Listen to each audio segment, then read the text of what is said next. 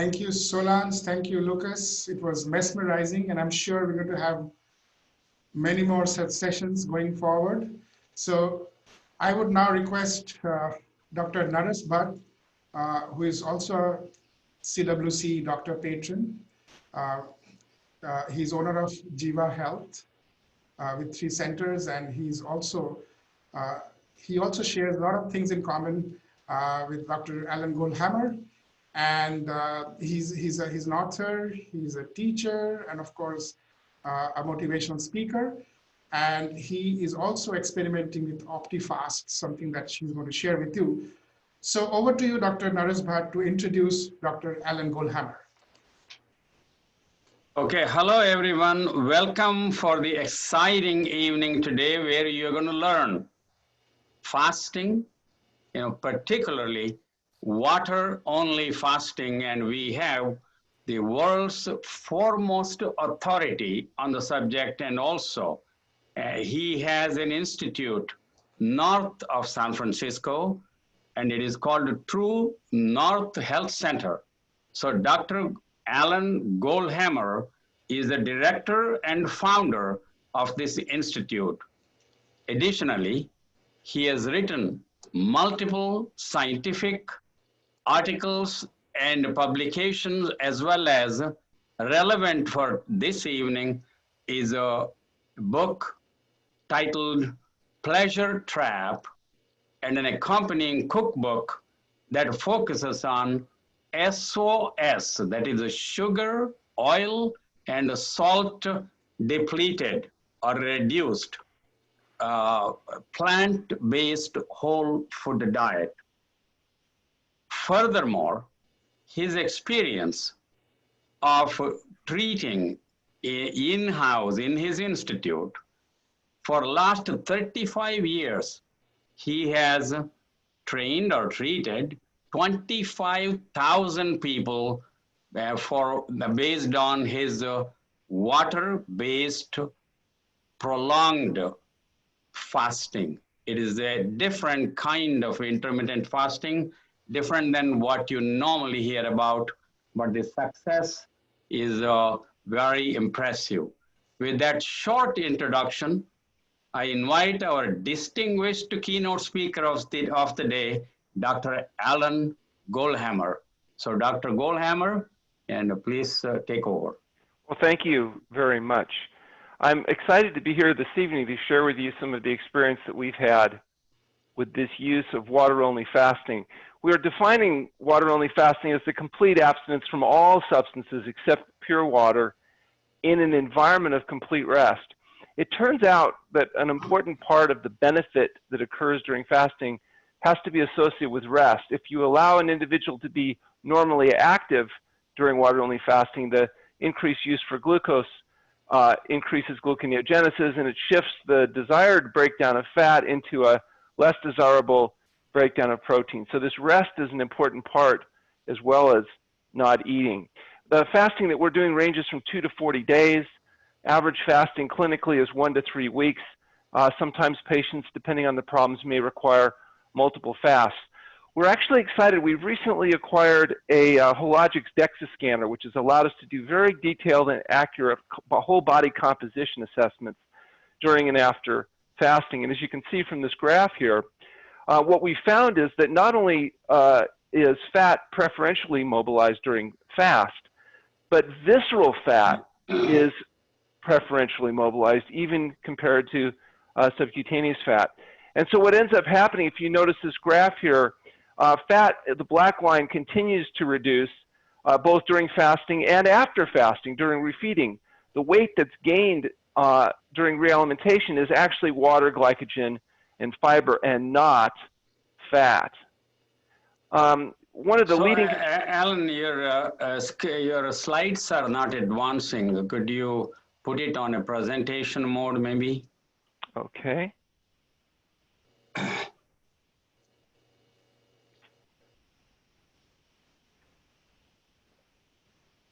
Yeah, it's going now. Yeah, it's fine.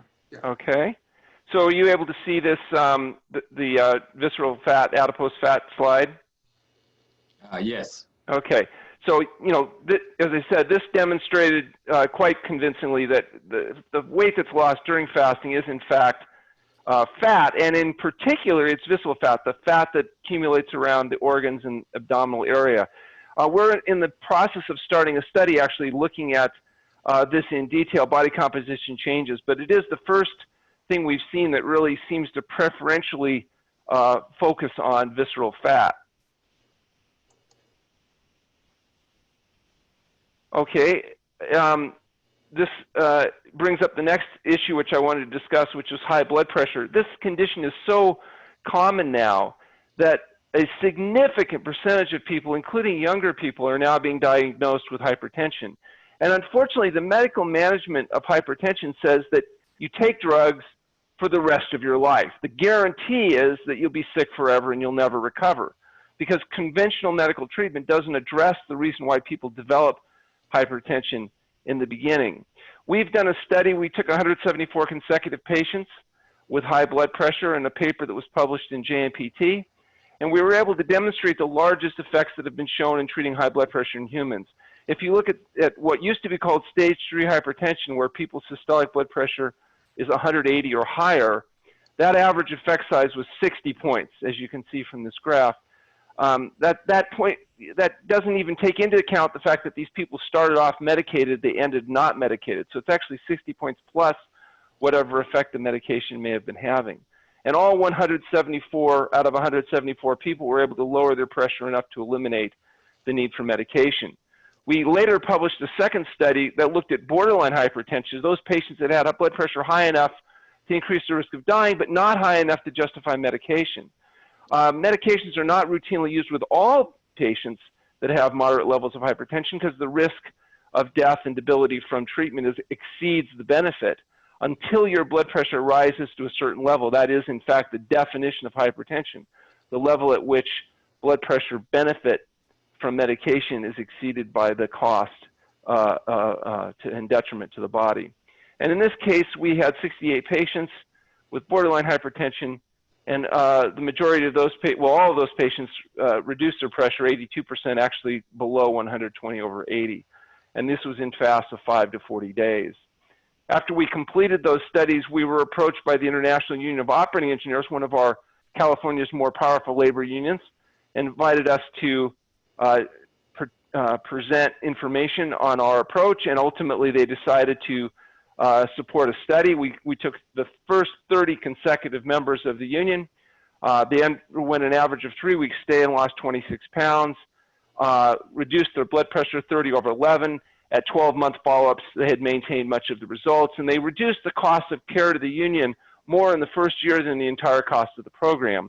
And as a consequence, we went on for over a decade working with this particular labor union, treating over 100 of their patients with diabetes and hypertension with very significant and demonstrable results, both in terms of the clinical outcome and the savings to the union. So the question is it safe? Is it safe to take human beings in a medically supervised setting, put them on a long-term water-only fast? And so in order to answer that question, we did a study. And we took, the study ended up being, is fasting safe? A chart review of adverse events. And we published this 2018, looked at 1,100 patients that had undergone water-only fasting. The conclusions were that the majority of adverse events were mild to moderate. They were predictable, expected during fasting, that there was a correlation between aging and adverse events, but not severity, which was really the first time that was shown that older individuals, in other words, older than 65, could safely fast. And the conclusion was that the protocol that we're using at the True North Health Center was, in fact, safe. This publication of this first safety study on fasting has really opened up the use of fasting for anybody that needs to get through an IRB. The real question then is, okay, it's safe and it seems to work. How does it work? What's really going on? What are mechanisms that are occurring in this ancient practice? Well, one obviously is weight loss. Weight loss is a pound a day, and what we've shown now, as I previously showed on the slides, the majority of this weight actually is in fact fat and visceral fat. And we also notice there's a natriuretic effect in fasting, the selective elimination of sodium. This is a very powerful effect, much more powerful than what we find with, say, diuretics or hydrochlorothiazide and the like. You get a powerful diuretic effect, which drops the blood volume, which drops the blood pressure, allows non-healing wounds to heal, impacts symptoms of congestive heart failure, etc. The traditional justification of fasting was the idea of detoxification, the idea that people are toxic, that they have accumulated metabolic products inside their cells, things like PCB and dioxin and pesticides and residues. We know, in fact, that this is, in fact, true, because you can take a fat biopsy and break it down and find several hundred of these chemicals in various concentrations in people. And during fasting, these materials are rapidly mobilized and processed and eliminated, reducing total body loads during fasting, both of exogenous and endogenous toxins. Endogenous toxins being substances that, although may be detrimental, aren't traditionally toxic. They may be cholesterol or fatty materials that are normal materials but accumulated in abnormal quantity or in the wrong place, as occurs with visceral fat. Enzymes are induced during fasting both for macronutrient mobilization, things like gluconeogenesis, glycolysis, lipolysis. These are all induced during fasting, and they persist, it turns out, after fasting. So you are more efficient not only during fasting, but after fasting at mobilizing glycogen stores, fat stores, as well as gluconeogenesis in terms of protein mobilization. You also induce enzyme systems associated with detoxification, which is how those materials get out of the body. And we also believe that those detoxifying enzyme systems persist post-fasting, and they also seem to accumulate. So that every time somebody fasts, they get more and more efficient at it, just like every time somebody exercises, the glycogen mobilizing enzyme systems become better. That's part of what being a conditioned athlete is this repeated induction of these enzyme systems. Insulin, the hormone that drives sugar from the bloodstream into the cells, is profoundly impacted in fasting. And in fact, that may be why about 80% of our type 2 diabetics are able to achieve normal blood sugar levels without medication. Now, granted, they have to continue to be willing to eat healthy and exercise in order to maintain the results. But nonetheless, it's a very rapid way of normalizing blood sugar levels and eliminating the need for people to use medication. The fasting mechanisms also include dealing with the gut, that tunnel that starts in your mouth and ends in your rectum. The microbiome, the 5 pounds of bacteria that live in your intestinal tract, are a very important part of your immune system. You know, 5 pounds of bacteria eating, drinking, and defecating inside you right now. What your bacteria defecate in you depends on what you feed them. And if you want them feeding you fertilizer like vitamin K rather than toxic waste like TMA, then what you need to do is feed your gut the food that they're designed to eat, which is soluble fiber, so your vegetables and sweet potatoes, not the animal foods that lead to increased production of TMA. The fasting affects the gut by affecting, we believe, this process of gut leakage.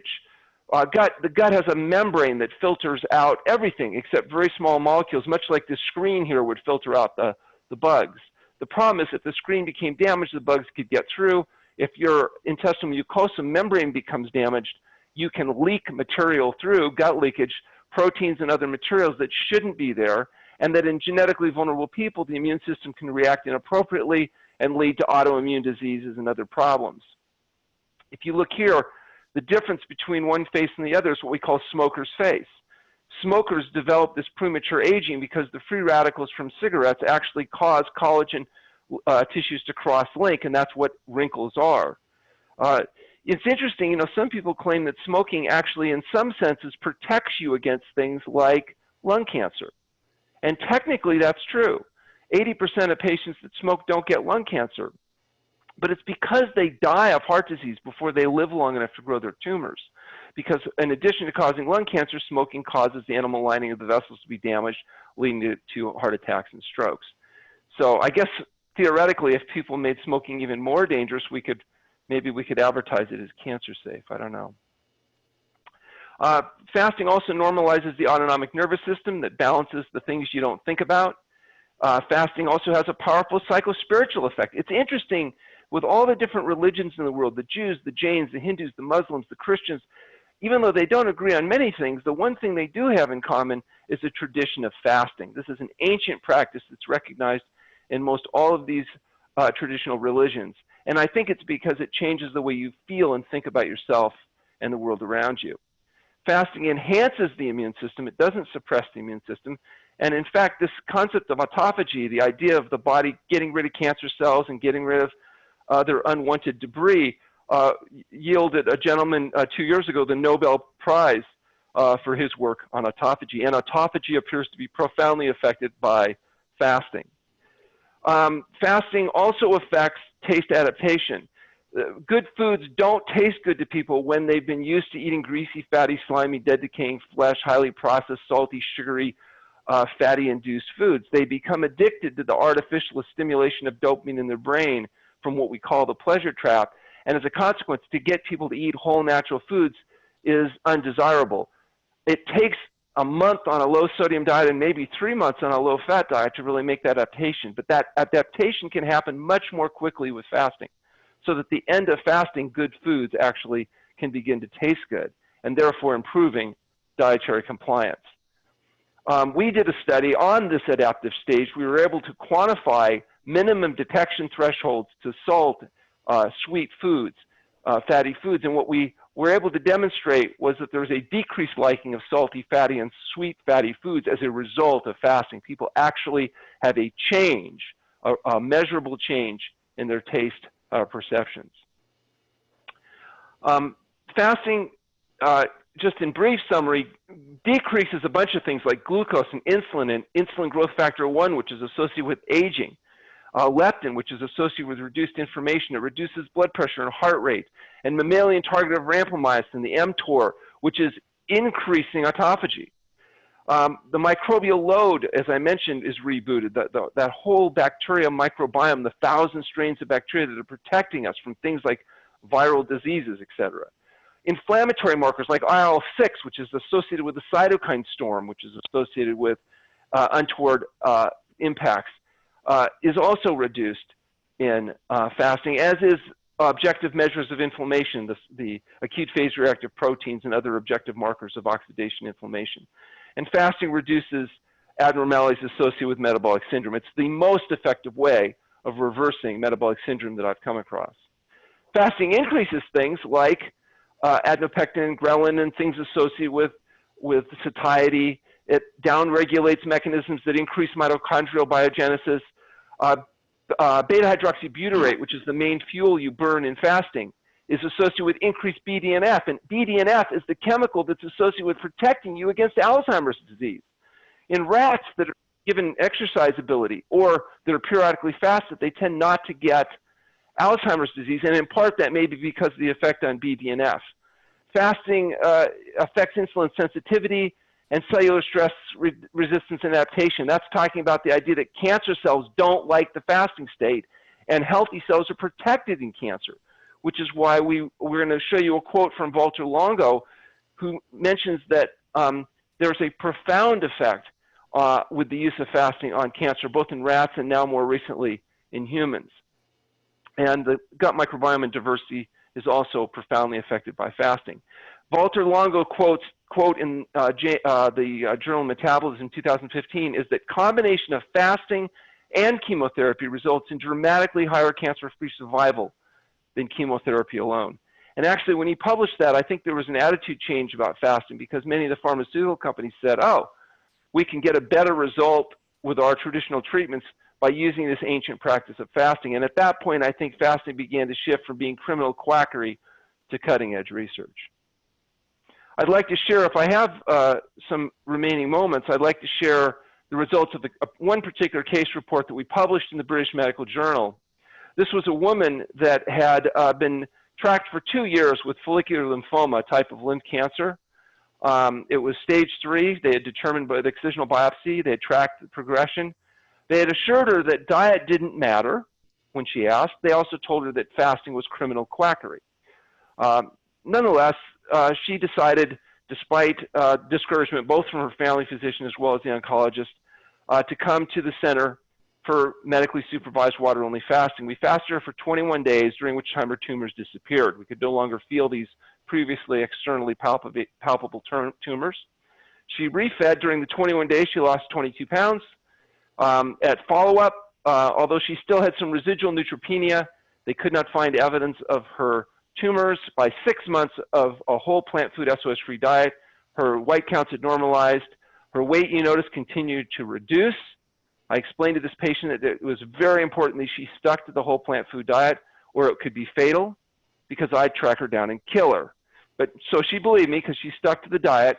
At 12 months, we were able to do a follow-up CT scan that showed this shows the reduction during fasting of the tumor, a couple of her tumors before and after. On follow-up, we were able to do a whole body CT scan showing that, in fact, that she had maintained herself cancer-free.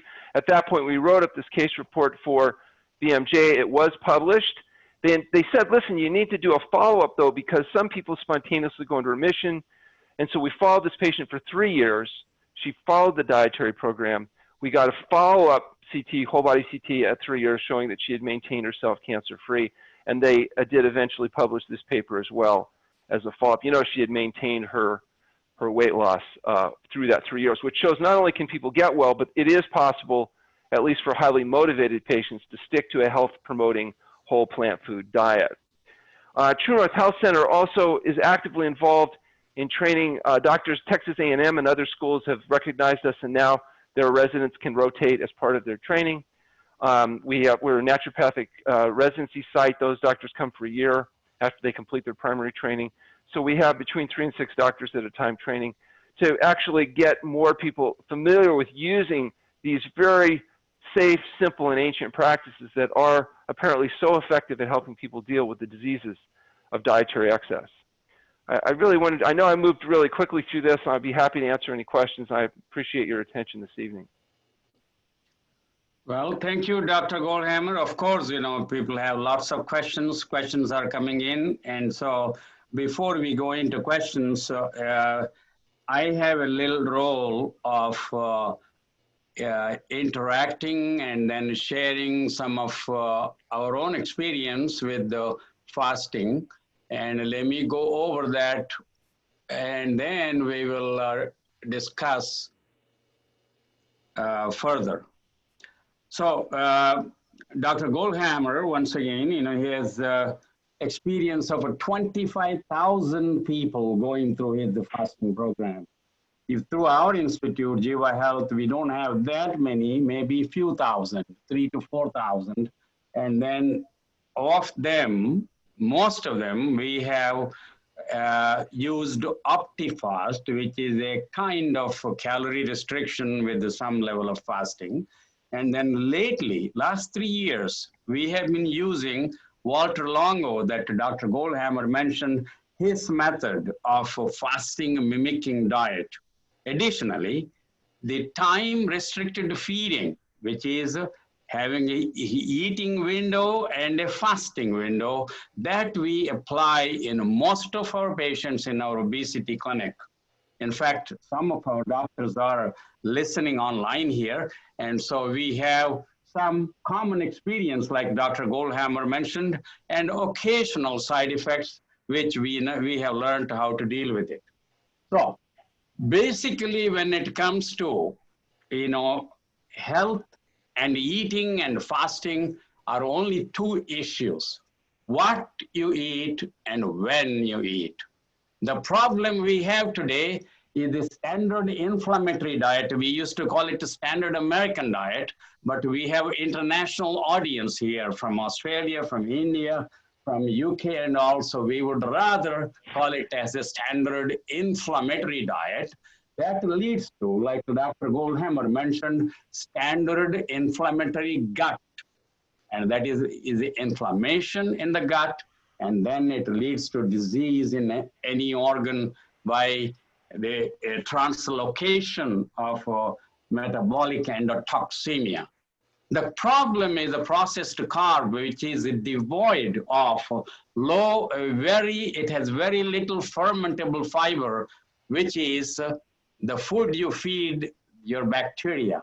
That is why you are not feeding your own face, like Dr. Goldhammer mentioned, you're feeding the gut biome in addition.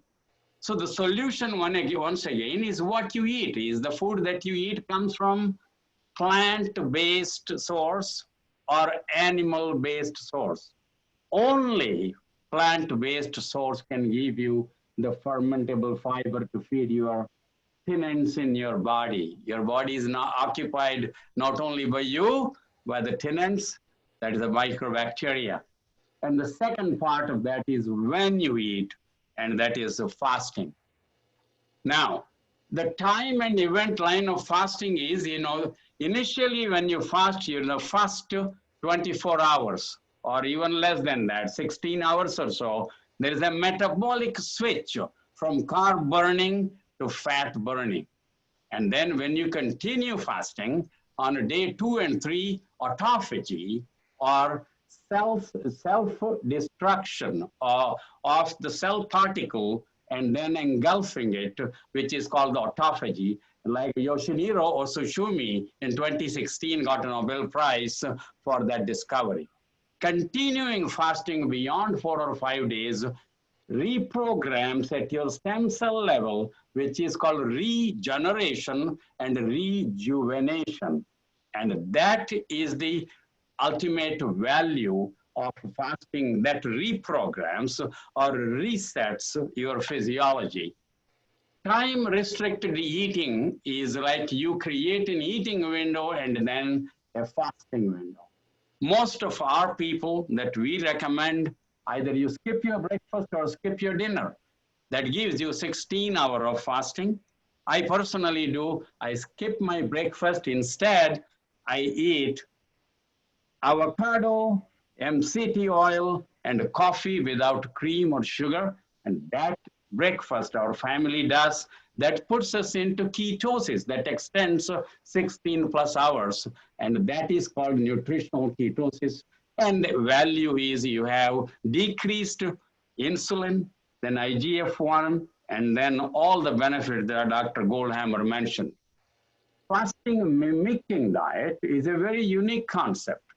The radar, nutrition sensing radar, that is IGF-1, mTOR, then insulin, and then stem cells, mTOR, and these nutrition sensing system does not sense if you feed very low carb, very low protein, and then adequate amount of fat, that too plant source.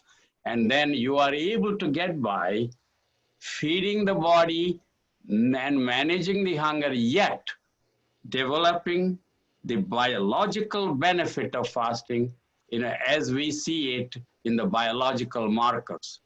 And Dr. Walter Longo is the one who started it. Now, there are people who mimic the fasting mimicking. And finally, the benefits of fasting preclinical is the extended lifespan, visceral fat loss, stress resilience, stem cell proliferation, regeneration, rejuvenation, and improved cognitive power, including retarding diseases like Alzheimer's disease. Clinically, we see decreased LDL, decreased triglyceride, and then, of course, diabetes, cardiovascular disease, and inflammatory disease, are reduced as well. And then the value. Now, what I got out of fasting is metabolic flexibility. That is your ability to drive your body like a hybrid car. You can have the gasoline as a fuel. You can have the battery as the fuel. And this training of your body to use the metabolic switching, particularly the flexibility and that takes 2 to 3 weeks. And that is the biggest gain you have, and I have, by practicing fasting. And that is why you can go without food all day. Still you're cognitively good because you are using your hybrid engine. And then in these months of ours where we have this unique problem of COVID-19, fasting helps you uniquely as well. There is an axis called gut-lung axis. Your gut is what is called the command center or ground zero of your metabolic activity. And when you eat the right kind of food or you fast, then the keystone bacteria, Akkermansia mucins, and then the bifidobacterium, these are keystone bacteria that stop or reduce your leaky gut that Dr. Goldhammer mentioned, and then it connects through short chain fatty acid and other postbiotic metabolites to your lung, your urogenital system, and then to your skin and so forth. And that is the ultimate value at the gut level of fasting. So with that note, let me now open up for question and answer. And so, Dr. Naresh, thank you for your exposition. So we have a whole lot of questions coming in.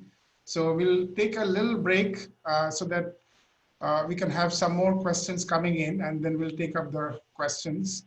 I would request Naren Bakshi, who's here, who has actually spent time at the True North Center to share his message on his journey on the Crack the Wellness Code as we celebrate 2 years, and also tell you a little bit about his own experience, as at the True North.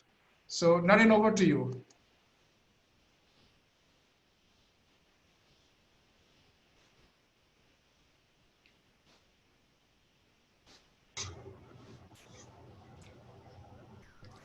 Can you hear me? Yes, very well, very well. Dr. Goldhammer, thank you for being here. I vividly remember you. So I want to say 3 things today. First, let me give True North a real personal testimonial. In 2017, my wife Kusum and I spent 22 days at your center. We both did 11 days water only fast. Not only we did it, but we saw so many different variety of patients, got to know them, and of course, got to know you well. So thank you very much. We know it works. Second, even beyond that, I want to thank you for continuing to inspire us at CWC by your presence on the second CWC anniversary. But more importantly, 2 years ago, when you were there with us, you really surprised me at the dinner, and then also at the public presentation you made. You made a comment which I could not understand. You said, Naren and your team, what you are trying to do is much, much harder today than what we are trying to do at True North. And then you further explained the reason is by the time they come to me, meaning True North, they are motivated and they are with us. So we have better chance to make sure that they get well. Yeah. What you are trying to do is to motivate people that need help, but they are not coming. What you're trying to do is to bring them here and then inspire them that they can do so. Oh, that's a much harder job. So you then went on to say, which was very, very inspiring to me. You said, if any community can do it, it's the Indian community. Then I asked him why. He says, well, look, which community has the kind of doctors we have? Which community has technology? Which community has entrepreneurs? And which community has even hoteliers? So all of these things are there. And then you have a dedicated team. So if there's anybody who can impact millions of people, it is your community. With India Community Center as the inspiring center that exists. So finally, I must tell you, today's 51st event in San Francisco Bay Area. But I must tell you, only last night, we had second event now in India, supported by CWC, where 1,000 people attended the session. So whatever you are doing, I'm hoping, now this is my request, that I'm hoping that your partnership that you have formed with us and a friendship on a personal level, you even reminded me that I'm a Jain, I should know all these things. So all of those things are very inspiring. I'm hoping that you will pledge today in front of all these people that you will strengthen our partnership and we can become much tighter support to each other. And I hope I can count on that. We have some ways to go. Our technology is going to come up in the next 6 months. It requires further funding and support from the community. We're looking for $100,000, but with your support, we will make it happen. Thank you, Dr. Goldhammer. Thank you, Naren. I would invite Dr. Pankaj Vij, who had been there right from the outset. We started with a conference, and Alan, you were there for the conference, and of course, it was Naren and Pankaj Vij. So over to you, Dr. Vij, your message and your insight on the journey, and of course, anything that you want to share with you as a message to Alan. Yeah. Hi, everybody. Can you hear me and see me? Very well, very well. I can hear you, absolutely. Go ahead. Wonderful. Well, I want to take just a minute of time to thank everyone and congratulate all of you, starting with our team, Mr. Bakshi, who chimed in from India, Som, yourself, and me as a co-founder, and of course our team at ICC, Raj Desai, and all of you who are part of the movement. For this is 2 years, and we had no idea that in 2 years we will be doing over 50 events, and with such stalwarts and providing such value to the community. So I hope that you guys are enjoying this as much as we are. Very excited to continue to move the movement forward. And as we enter into this global arena with people coming in, I can see from the questions that we have people from literally from all over the world. So congratulations. Thank you, Dr. Bhatt. Thank you, Dr. Goldhammer. And thanks to all our team. And congratulations to our audience for taking this bold step in improving your own health and wellness. Thanks, Pankaj. Thanks for making it. Good to have you. Raj Desai, CEO of ICC, is here. Thanks, Raj, for joining us. Absolutely delighted to get your message and your thoughts. Yeah, you're muted, Raj, so you can unmute yourself. Let me do that for you. Yeah. Thanks so much, Som. Good evening, everyone. It is just wonderful to be part of this fantastic initiative at India Community Center. Crack the Wellness Code has really grown in leaps and bounds. That has been possible with very dedicated and passionate leadership of folks like Naren Bakshi, Dr. Pankaj Vij, Dr. Naras Bhatt, Dr. Ram, and of course, very ably led by Somnath Chatterjee, who's moderating this event this evening. What an amazing journey it has been. For me, I've learned a lot.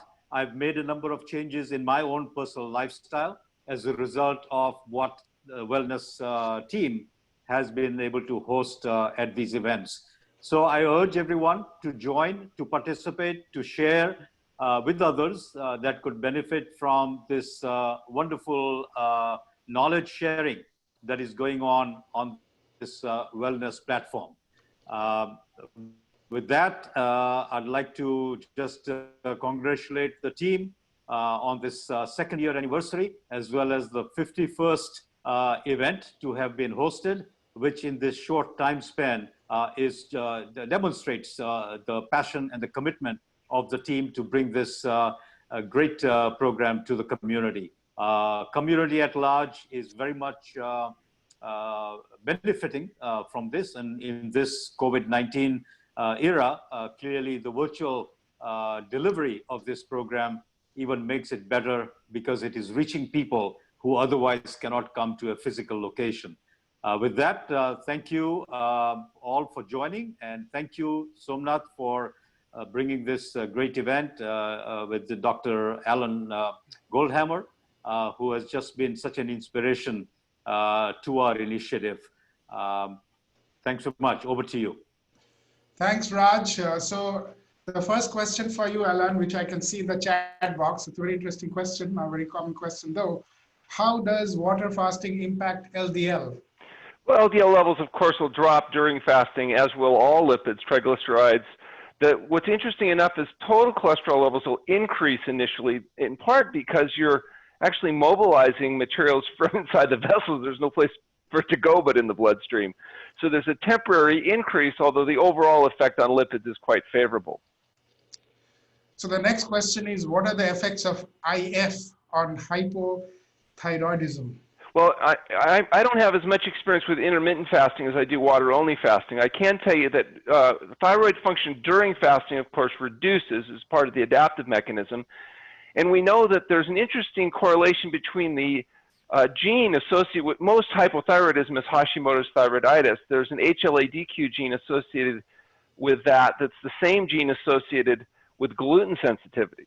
And some people believe that that gluten doesn't just contribute to celiac disease in 1% of the population, but it also may be a factor in contributing to Hashimoto's thyroiditis, that the immune system can react to the thyroid rather than the intestinal tract in a similar destructive way. We use a diet that's free of gluten, and so I think that that may be one of the benefits, and certainly fasting has an effect on thyroid function, but it's not sufficient to eliminate the need for thyroid replacement in people that have long established histories of thyroid replacement therapy. How to prevent becoming hypoglycemic when fasting for a diabetic patient? Well, interesting, hypoglycemia is a normal state in fasting because your brain changes, your brain burns, the majority of your is your major burner of glucose. The brain itself changes from burning glucose predominantly to burning beta-hydroxybutyric acid or ketone body byproduct. So the brain is burning fat. That's what fasting is, the ability of the brain to change from burning sugar to burning fat. That's why chimpanzees can't fast. They can't go long periods of time without gluconeogenesis depriving their protein stores and killing them. Humans had to be able to fast. This is a biological adaptation. Because our brains are 2.5 times bigger, they're ridiculously large, big glucose burning machines. If we didn't have the ability to fast, or put it this way, every human that didn't have the ability to fast died. Because as soon as spring came late, all the humans wouldn't make it. We couldn't go but a week or so. Well, because the humans that had the ability to fast survived, today virtually all humans can fast because our brains change fuels. We have a bi-fuel brain. So this is a critical, necessary adaptive mechanism. And all we've done is taken this very ancient practice and applied it in a very unnatural situation. And that's a situation where people have been given persistent dietary excess. The obesity and the metabolic syndrome that's killing people today is reversed with this process of fasting, and it makes the transition to healthier eating much more efficient. Thank you, Alan. Here is another interesting question. Does the brain get enough protein and sugar to function on a water-only fasting program? Yes, well, what we found with 25,000 people having successfully completed this program is that the brain does, in fact, get enough sugar because the amount of sugar needed is very small once you're in ketosis. Once the body's converted, it's burning predominantly beta-hydroxybutyric acid. So as long as there's enough total storage, the body does fine, unless you begin to increase metabolic needs by, say, for example, allowing people to exercise. If you're exercising vigorously during fasting, you would need significantly more glucose to maintain muscle activity. That would have to come from the breakdown of protein. Because once you've depleted your glycogen stores after about 48 hours, the only place to get sugar efficiently is from protein breakdown. And so that's one of the reasons why resting is so important if long-term fasting is to be implemented. And I just want to point out, fasting is not for everybody. There are many individuals and conditions that fasting would not be appropriate, not the least of which is people on medications that can't be safely discontinued. So I'm not suggesting fasting is the answer for everybody, but for people that have metabolic syndrome and are dealing with these oftentimes very serious disorders, this is a safe and effective way, when it's done properly, to give the body a chance to do what it does best, and that's heal itself. So, Alan, there are quite a few questions which are basically, in terms of inquiry. They are interested to come to your center and stuff like that. So that's, of course, as of now, we can tell them that they can look up your website and they can contact us. We can share that information with you. And of course, later you might like to share with them that the telemedicine that you're doing, which is something people can access anywhere. So that's something maybe you can take up. But before that, let me put another question which has come in on exercise. It says, what is the relationship between exercise and fasting? And can you exercise vigorously while fasting? Now you can't, you shouldn't exercise vigorously when water fasting because of this gluconeogenesis problem, this protein mobilization. But what we do allow is gentle, you can do yoga, meditation, you can do these types of gentle activities, but you wouldn't do, you know, that's not the time to do your Kundalini yoga and stuff like that. Yeah, and the part of the question which continues is, or only should you do those vigorous exercises after consuming plant-based diet? I'm sorry. Yeah, I mean, so the part of the next part of the question is that, is it okay to do vigorous exercise after consuming plant-based diet? After Well, yes. I mean, once you're back on your whole plant food diet, vigorous exercise is a critical part of health. Health results from healthful living. That's diet, sleep, and exercise. That means a whole plant food diet that's free of salt, oil, and sugar, regular, consistent exercise, walking, hiking, biking, swimming, stretching, yoga, this type of thing, and generous sleep. One of our most important activities is sleep. And we need to get enough sleep so we can wake spontaneously feeling refreshed. If you get good sleep, good exercise, and an appropriate diet, the body heals itself. Great. So the next one is, how is the gut biome fed on water-only fast? And are very good question. Resistant? Yeah, and are there resistant starches used for that purpose? Yeah, there's a profound reduction in total gut microbial load, and what we believe is happening. In fact, we've done the first study looking at long-term fasting and the gut microbiome. We did it with Luigi Fontana from Washington University, and actually the results of that study, I have not seen the data yet, but what we did is we took patients, went through 21 days water fasting, and looked at the microbiome before and after, and they were doing really sophisticated breakdowns of the 1,000 strains of bacteria and looking at the changes. But again, I haven't seen the final data, but what we believe is happening based on what we see clinically is that there's a rebooting. It's like taking a corrupted hard drive and turning the computer off, and you turn it on, and there's a complete recalibration that seems to be happening. And these conditions like ulcerative colitis and Crohn's disease, these conditions respond very dramatically. And so we believe that part of the reason they're responding is because you're starting to get back your normal gut microbiome. And then we go on this whole plant food, plant soluble rich fiber diet, and it seems like it's effective at resolving these issues. And we'll know more once we get some of our actual data back. So we have another question which says, what are the optimum types of protein for people that are engaged in an hour or more of exercise, jogging, etc.? Well, the best source of protein is plant-based proteins. The quantity and quality of protein that you need, including the amino acid breakdown, is best provided by a diverse plant-based diet. There is no need to use animal products in order to meet the quantity or the quality of our protein needs. Okay, so here is a tricky question. It says, I like milk with my tea in the morning. What is the maximum milk that I can take? Right. Which I will still be considered IF, 1 teaspoon or, you know, half a teaspoon? Well, fortunately, probably the most obnoxious food that humans eat in industrialized countries is dairy products. In my opinion, it does more damage than any other single food. And so fortunately, in our approach, we wouldn't be using milk at all, and so you wouldn't have to worry about that question. Great. So the other one is a very fundamental question about fasting. What do you think about fasting without water?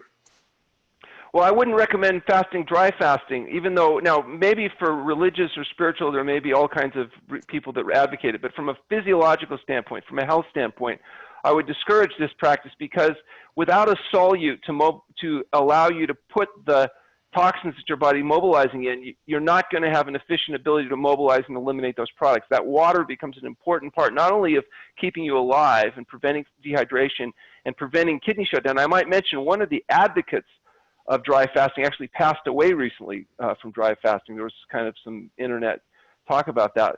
Because if you go on a dry fast for too long a period of time, what will happen is you can shut your kidneys down. So we don't consider it physiologically sound. We don't consider it a health-promoting practice. If it's done for spiritual reasons, that's not my domain, so I wouldn't know how to advise about that. But from a physical standpoint, we recommend adequate water intake. And that, in our clinic, that means we're monitoring urine and specific gravity, but normally it's going to be at least 40 ounces of water a day, as much as twice that in order to maintain a balance. This is a bit of a medicine-related question. When you start the supervised water fasting, do you continue the medicines that patients have been prescribed for over years, or with water-only fasting, do you also prescribe those medicines, or they have to forego during that phase? Yeah, that's a very important point. What happens when patients come to True North Health Centers, they're always working with one of our attending physicians. We review the full medical history, physical exam, laboratory work, and the first step is to wean off the medications, with the exception of some rare, true hormone replacement therapies, thyroid replacement, et cetera, may be, the medications have to be modified, but they can be used with fasting. All other medications are discontinued.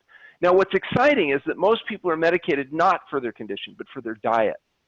And the moment you change their diet, the need for medication begins to drop. And most of our patients, for example, the hypertensive patients, we can wean off their blood pressure medications within a few days of diligently applying a whole plant food SOS-free diet. And then we'll go into fasting, and the fasting has a much more powerful effect on their blood pressure than their medication ever did. So it's very important that these medications be first weaned down and then be introduced fasting. We may go through modified fasting, juice fasting, or just careful eating initially in order to safely withdraw those medications. If you can't safely withdraw a medication for some reason, then we would do a modified fasting regime rather than a water-only fasting regime. This is a bit tricky question. Which is more effective, water-only fasting or fast mimicking diet? Well, water-only fasting has a profoundly geometric increased impact. That's why they call it a fasting mimicking diet. It's trying to mimic the effects of fasting. But fasting mimicking diet may be infinitely more practical because it can be done on an outpatient basis with the supervision of a doctor. It can reach massively more people. Not everybody is a candidate for water-only fasting. Not everybody needs water-only fasting. And so the fasting mimicking programs, I mean, Dr. Longo has 10,000 medical offices using his approach to fasting mimicking diet. He's going to reach massive numbers of people. What we are at True North Health Center truly is a research facility disguised as a clinic. And so we're not necessarily saying this is the most practical approach to reach the most people. We're just trying to show what's possible in terms of giving sick people a chance to get well. And we believe that water-only fasting may have a profound effect on healthy people, getting them to stay that way. In fact, the Buck Institute just released an article last week saying that they thought one of the keys to managing cytokine storm may be getting people into a ketogenic state. And certainly water-only fasting wouldn't be available to everybody, but perhaps the type of work that's being done with intermittent fasting and Prolon and the rest of this may have a practical application for individuals that don't have access to a facility like True North Health Center.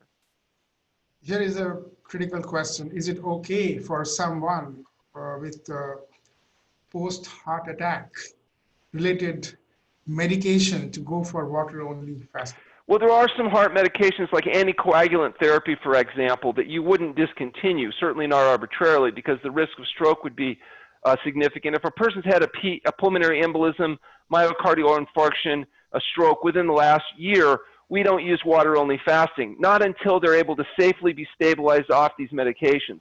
And part of that is there is a physiological dehydration that occurs in water-only fasting that, at least in theory, might increase people's risk factors. Anticoagulant therapy is the same thing. You don't just discontinue anticoagulant therapy because the risk of stroke would be very real, and the profound effect of stroke is so great that the risk-reward ratio would not be favorable. There are many conditions, severe kidney disease, where you wouldn't, if a creatinine level is over 2.0, we don't use water-only fasting.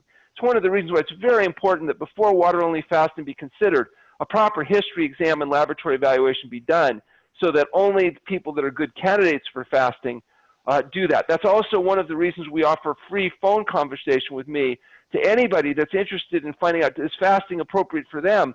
They can submit their medical history to us without any cost. I'm happy to tell them whether this kind of approach might be worth discussing, and we can hook them up with, whether it's at the True North Health Center or one of the other facilities around the country that does fasting supervision. We can hook them up with a doctor that is familiar with these things, and or they can use our phone. We have our attendings are available through phone consultation as well. If they need to get into detailed health consultation with a doctor that's not an idiot, they can utilize one of our attendings through our telemedicine telehealth system. But we do offer free phone conversation with me to anybody that's interested in knowing if this type of an approach is appropriate for them. Well, that's very useful to know, Alan. Thank you.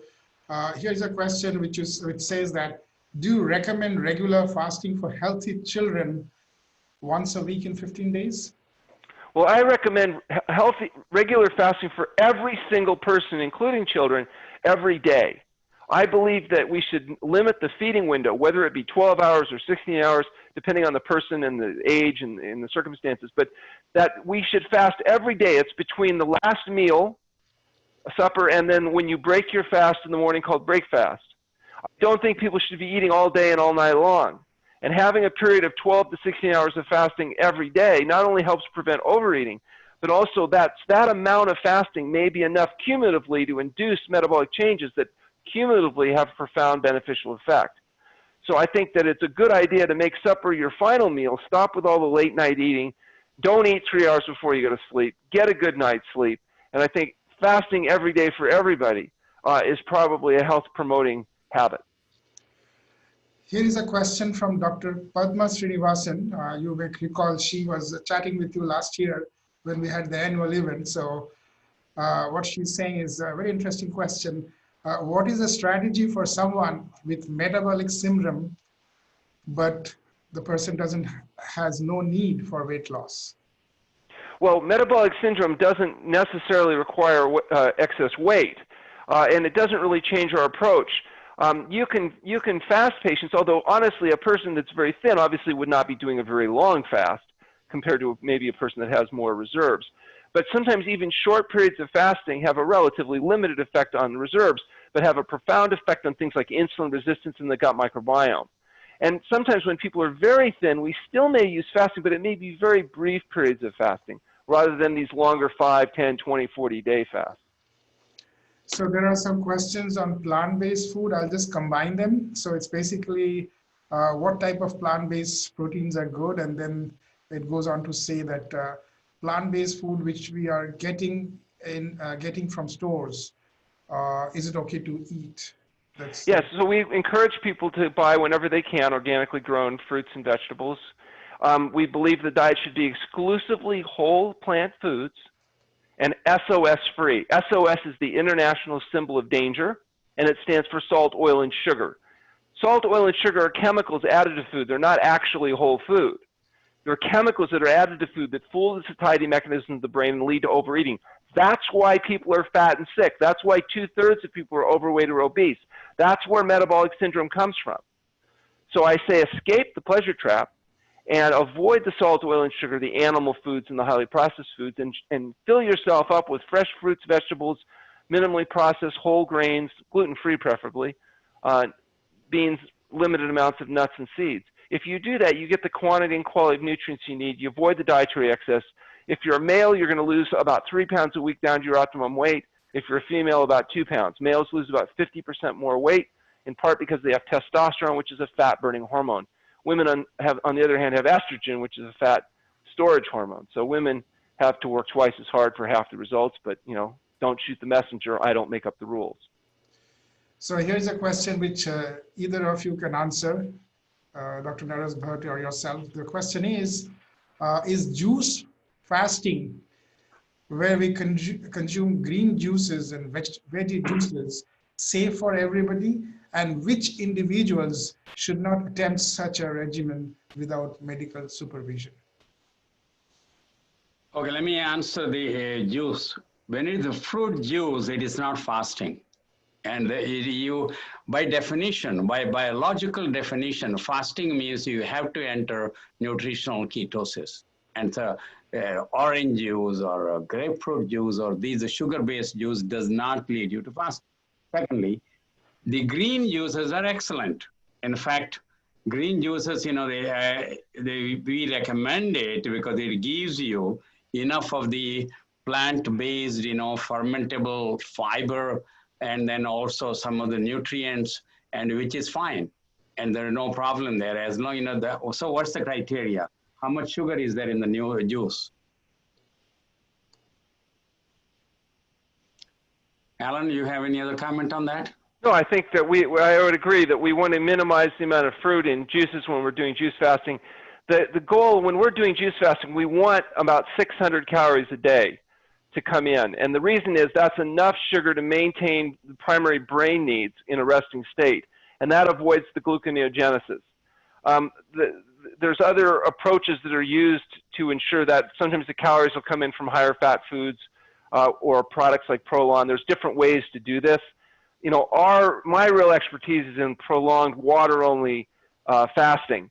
And so although we do use juice diets, our approach is always to get enough calories to meet brain needs so we don't have to go through gluconeogenesis. So the other one is, what measures should we take to replenish nutrients that may have reduced due to intermittent fasting? So how do we replenish that? Alan, the nutrients during the refeeding time or the fasting time? What's the we need to clarify this question. Is it during the refeeding time or fasting time? No, it's replenishing.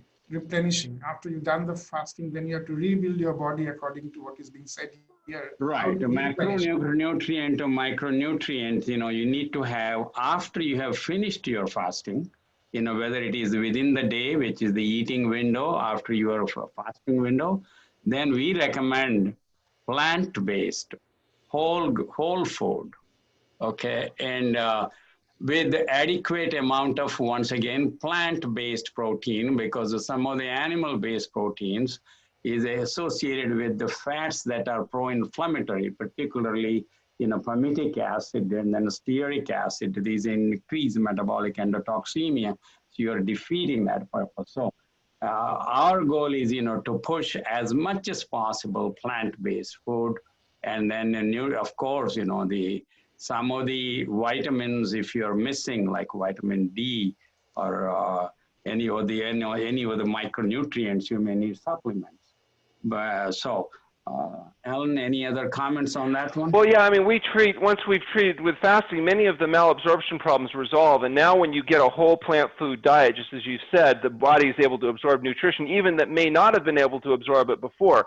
We're not into the pill, potion, powder type of stuff, but there are some nutrients, for example, vitamin B12, that need to be supplemented on a plant-based diet because you're not getting the bacterial contamination that all the people eating all fecal contaminated animal foods are. The only place bacteria comes in nature is the B12 comes in nature is bacteria. So we do recommend 1,000 micrograms of methylcobalamin a day for vegans because they're not getting the bacterial contamination that they might in a more natural setting. But as a general rule, the plant nutrition is going to provide abundant quantity and quality of nutrients, much better absorbed post-fasting. And so nutrient replenishment is basically an important part of the basic primary refeeding process that occurs on whole natural foods. Okay, so there's a question here which says, is water-only fasting okay for pre-pregnancy situations? Does it contribute to fertility or infertility? Well, if you're talking about during pregnancy or lactation, you wouldn't do water-only fasting. You would lose your milk supply. That would be a contraindication. If you're talking about dealing with the problems that prevent people from getting pregnant, I can tell you from personal experience, many of our patients now have kids as a consequence of the, resolving chronic problems that they struggled with prior to fasting. In fact, Dr. Burton, the guy I trained with in Australia 36 years ago, told me a story. He said he was at a fancy party, and a woman came in the room and called across the room to him. He said, "Oh, Dr. Burton, I'm pregnant, and it's all because of you."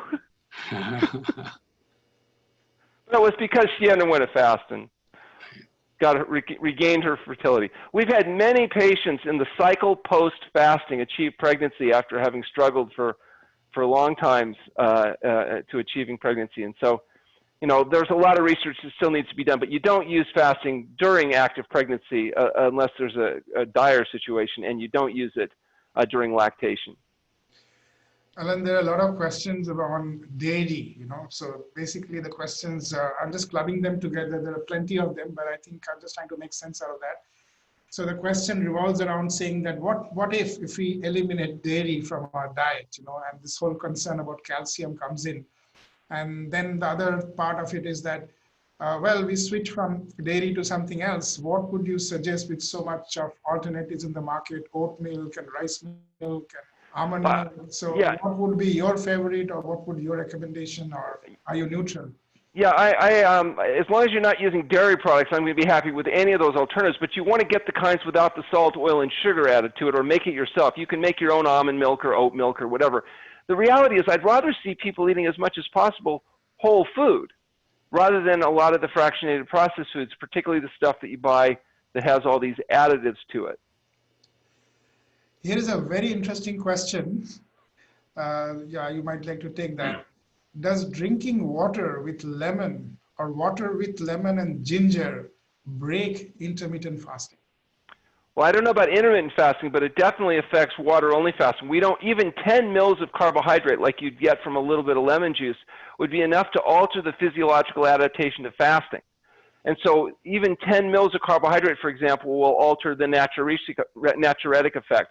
When we do water-only fasting, we're using water only, and it's actually highly filtered distilled water only, and we find that's what works the best. Now, in intermittent fasting or in modified fasting regimes where you're giving people calories, you know, that's a whole different ballgame. I wouldn't imagine that a little bit of lemon in the water would be a huge issue. So when would you do 16 by 18, 16 by 8, 18 by 6, and 20 by 4? So there are three. Well, we use 16 hours of fasting and 8 hours feeding for a routine weight loss or weight maintenance person. If we're trying to gain weight or we have younger kids that need a high caloric intake, we would use a 12 and 12. What is your recommendation for kids 10 to 15 years old? 12 and 12, unless they're not getting enough calories, and then we'll broaden the feeding window even further. But 12 hours is usually enough to get enough calories into kids. Okay, yeah, the question was 12 to 12 or 14 to 10. So you said 12 to 12. Okay. So then the question, next one is, please elaborate on specific foods, a variety of them we should be eating to get all the nutrition and vitamins needed by the body after the days of fasting.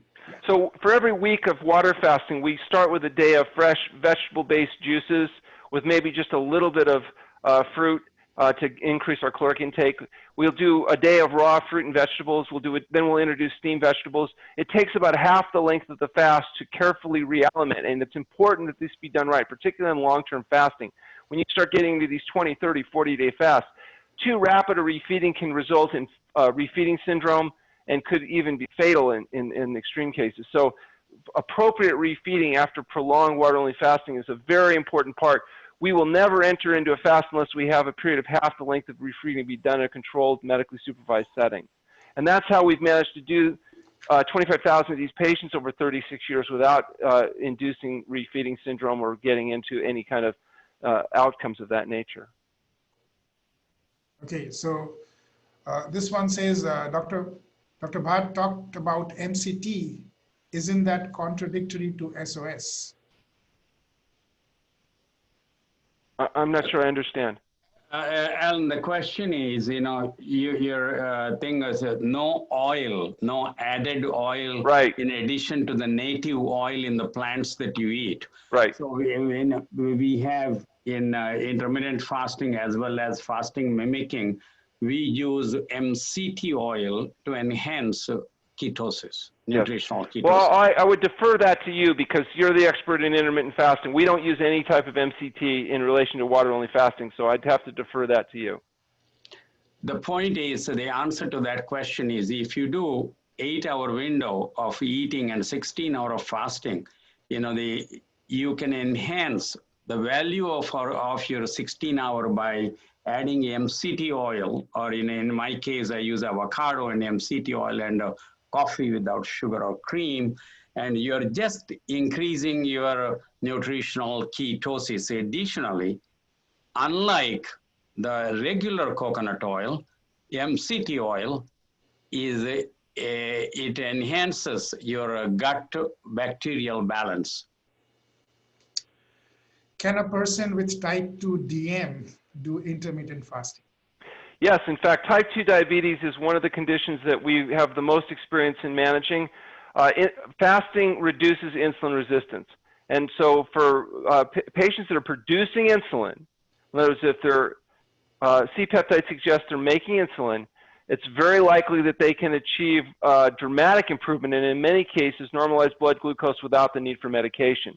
Now, sometimes you do have to modify the dietary regime further to limit even fruit intake and others, especially fruit juices and things like that, in order to maintain good glycemic control. The HOMO-IR is temporarily increased initially after water-only fasting, so refeeding is critically important to be controlled in diabetics. And then we're doing a study right now that looks at HOMO-IR at 6 weeks post-fasting. We know that or we suspect that it comes down and improves dramatically because of what we see clinically. But we just finished a study with the Mayo Clinic that looks at body composition changes in fasting. This paper's in review right now, about 2 months in. It hasn't been published yet.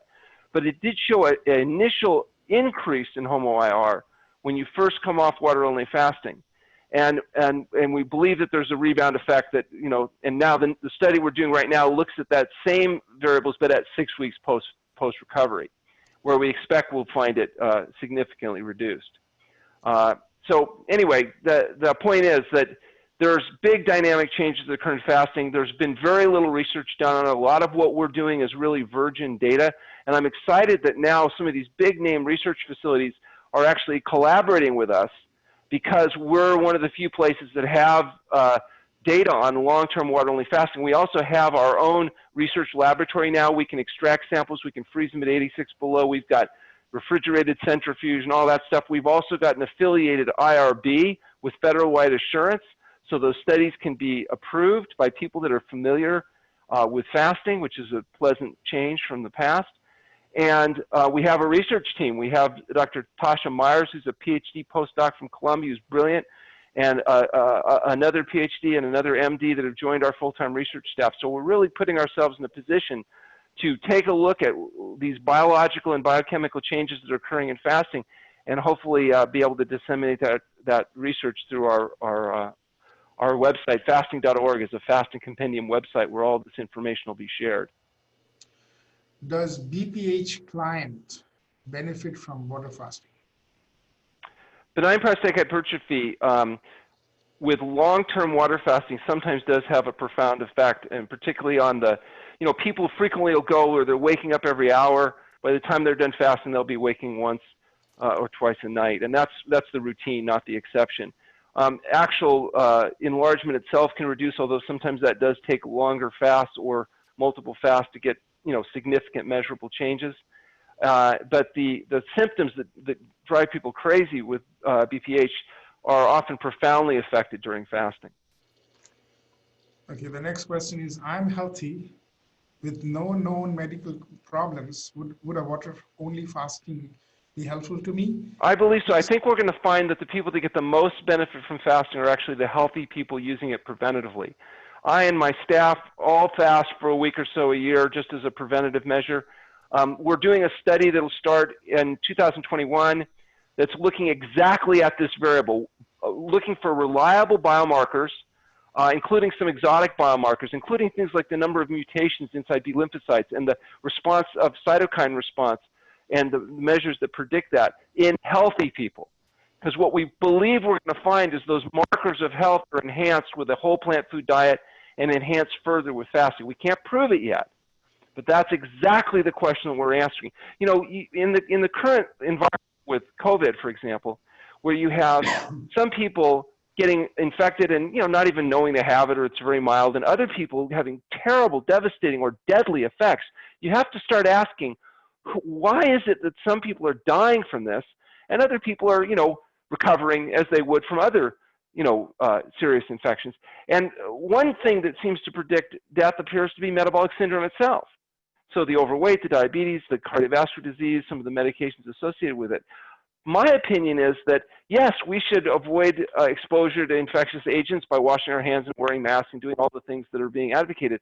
But we also should be taking responsibility to improve our health so that when we do inevitably get exposed to whatever it's going to be, we have the ability to recover and not be killed because our body develops an acute immunological reaction because we're not as healthy as we should be.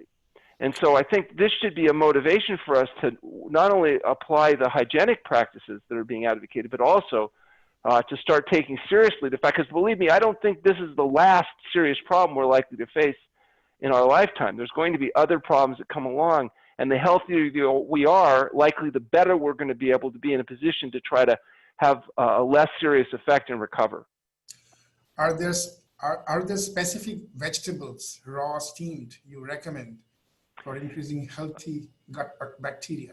Well, we're fortunate to have a wide variety of healthy vegetables, and I advocate a seasonally varying exposure to all these wonderful vegetables, particularly those dark green vegetables, the ones you think about, the chard, the kale, the collards, incredibly rich, the broccoli, the Chinese greens. These green, rich, nutrient-dense vegetables are very low in caloric density, low in fat, but rich in nutrients. And so getting large quantities of those in every day, huge salads, lettuce, cucumbers, tomatoes, etc. I tell people you should eat such a big salad, anybody looking at your salad would recoil in shock and say, oh my gosh, you're not going to eat all that, are you? Because if they're not reacting with shock and awe, that means you didn't get a big enough bowl. You need to eat so much salad and steamed vegetables, there's not much room to eat anything else, and the tendency to overeat gets dramatically reduced. So lots of salad and steamed vegetables, enough complex carbohydrates so you don't get too skinny, an ounce of nuts or seeds a day, and avoid basically everything else. I tell my patients that one way they can tell if they should have something is to look at it and go inside themselves and ask themselves quietly, do I really want and need whatever it is? And if the answer is truly yes, you know. You can't have it. You get nothing. If you really want it, there's a reason. It's because it's a pleasure trap, drug-induced response. It doesn't mean you won't like your food. You will. But you're never going to wake up at night and have to rush down to the store because you ran out of something. You can wait till the morning. If it's so urgent that you can't wait, usually there's a reason. So the next one is just to avoid sugar. If you use coconut sugar, is that okay as a substitute? No, sugar is sugar is sugar. Any refined concentrated sugar is sugar. Now, the fact that it may have some contaminated minerals or other beneficial things maybe makes it less bad, but something being less bad doesn't make it good. It just makes it less bad. And what are you having to add sugar to? It's usually highly processed food products that don't taste good because you've taken out all their natural flavor. If you really focus on eating in whole foods, there's not the tendency to be having to add all this sugar, oil, and salt to it. What kind of water should we use at home for water fast? Yeah, you want water that's just, well, keep in mind that as far as intermittent fasting that you're doing at home, purified water, whatever it is. We use distilled water. That's the purest water. You could also use reverse osmosis. There's lots of different ways to purify water. You just want H2O. You don't want the hydrogenated halocarbons and the chlorine and all the other byproducts that might be showing up in your water, the cryptosporidium, the viral contaminants, etc. You just want pure water. And so you use some type of reliable purification system to purify your water. We don't recommend people do long-term water-only fasting at home. We recommend that they do that after there's been a history exam lab and proper monitoring that's being done. So Dr. Allen and Dr. Naresh, thank you for your time. We obviously far exceeded the time, but you can see the barrage of questions. So this is really, really encouraging, and it's also, so heartwarming that we could actually, connect so well with the participants. So this is good. Sachin, you could put the email address. If there are any other questions, Alan has been very, very, kind to get back to us. We'll do a proper process, Alan, so that, we can put them all, bunch them together and send it across. So just put the email address where they could send the question at Crack the Wellness Code. So before that, we would like to hear some message from you and Dr. Naresh Bhatt about this topic, very interesting topic that we covered today. Yeah. So you can start, Dr. Naresh Bhatt, and then Alan can have the last word. Yeah. Okay, my message is that fasting, it is has two things. One is when to eat, and the other is when you choose when to eat, especially in the time restricted feeding on a given day, then you should, as much as possible, synchronize it to the circadian rhythm. And because our body our master clock in the brain, which is called the suprachiasmatic nucleus. There is a master clock. Now we find there is a clock in every organ. And one of the important clock is in your gut. So circadian balancing of your time-restricted feeding is very important. Secondly, number one, you do your time-restricted eating every day. Number two, do the periodic fasting every so often, that each fast lasts for about 5 days. And then that is to reset your epigenetics from your stem cell onwards. So it is not one prescription of fasting. There are two. One is the daily fasting, and the other is a periodic fasting. And thank you all. Yeah, so the final word from you, Ellen. And of course, there are a lot of questions about people trying to gain some feel of what life is at True North. And I have a lot of questions. I just wanted to put that at the end. So you might just like to give some flavor on that as well. And maybe a little bit on telemedicine, because we get a lot of these requests coming in. So maybe you can just put them together. Sure. So, you know, life at True North Health is a unique environment because you have a bunch of highly motivated, self-selected people all working together with a bunch of doctors that are happy to be there because for, you know, they're some of the only docs that get a chance to actually see people get well. So we're having these patients that we're pre-selecting that have good outcomes, and it's a rewarding, exciting place to be, watching people recover their health. We know that health results from healthful living. So our job is to educate people to eat well, exercise, and sleep. And we're experts at doing long-term water-only fasting when that's appropriate. As far as telehealth, if you want a doctor that's not an idiot, that's able to think in terms of, you know, help and guide you get well, you can go onto our website at healthpromoting.com, fill out the registration forms. They'll review your medical history, and they can offer you, you know, telehealth services and coaching services. If you want a screening call with me to find out whether any of this kind of stuff is applicable to you, all you have to do is go to our website, fill out the registration forms, and give me a call. There's no cost for that. I'll be happy to talk to you. Alan, there is one question I'm very tempted to put forward. There's somebody who's interested in volunteering at True North. So how the person should get going with that? I'm sorry, about volunteering? Volunteering, yeah. They want to volunteer at True North. Yeah. Well, right now we have a program for physicians, doctors, chiropractors, naturopaths, medical doctors, osteopaths, and they can actually come in. There's no cost to them. We provide them room and board and training, and they spend, whether it's a month, 3 months, or a year with us, depending on which program they're in. And so that's a program. If you have a doctor that you know that wants to do something worthwhile with their life and learn how to get sick people well, we welcome them to come in, and we'll teach them everything we know, and they can utilize that to the best of their ability.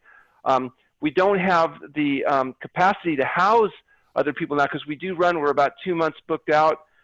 So space is a real limiting factor for us right now. So we don't have other programs yet, but hopefully someday the opportunity will come up that we can expand our program. We have about 70 employees on our staff right now, and they're really fabulous. We've got just some of the greatest people you can imagine. They've come from all over the country, and in fact from all over the world, because it's such a unique environment, particularly for healthcare practitioners, as I said, to work with people that are going to actually get well. Okay, so there is one question I'm again very tempted, because this has come from somebody who has been attending your sessions very regularly. And this is basically, I don't consume added salt. How I can track what I'm consuming, that I'm consuming enough iodine. So how do you track iodine? Iodine, yeah, that's a good point. Iodine is added as an additive to sodium. So people that are not eating table salt. Normally, if you eat enough vegetable materials, you get enough iodine. But if you want to augment that, you can include a small amount of sea vegetable, like kelp and other things in the diet, which are very rich in iodine. Or if you want to, you can supplement iodine as well. Yeah, there's another question which I thought was very important related to is there a medical test to make sure that I have enough iodine in my body? Because it's a challenge test, it's not easy to test iodine. You know, if there's a deficiency, you know, certainly that can be determined. But in our diets, because we'll include small amounts of sea vegetable materials as a routine, it really doesn't come up. You know, we don't see iodine deficiency is a routine issue. If there is a condition that makes iodine a concern, then supplemental iodine is a very inexpensive and simple thing to do. So we have an email put here, so do send us your question and we'll bundle them together, and we'll try and get back to you or connect you to Alan and his team in True North. So that's definitely something we'll do. We also have a very interesting program coming up next Saturday. As you know, we focus on mind-body wellness. So the link is already put here. It's a program which is truly global, and we'll also have Gopi Kalil from Google coming in, along with an expert psychologist talking about anger management and stress and happiness. So we'll be switching more on the mental side of health next week, and it's going to be 7 o'clock next Saturday. So thank you once again, all of you, for joining. Thanks to you, Alan. We will definitely continue this relationship, and of course the partnership. That Naren has been very fondly, nurturing and saying we all really love to work with you. And thanks for being with us. And Dr. Naresh Bhatt, your time and your energy in putting all this conversation and everything together.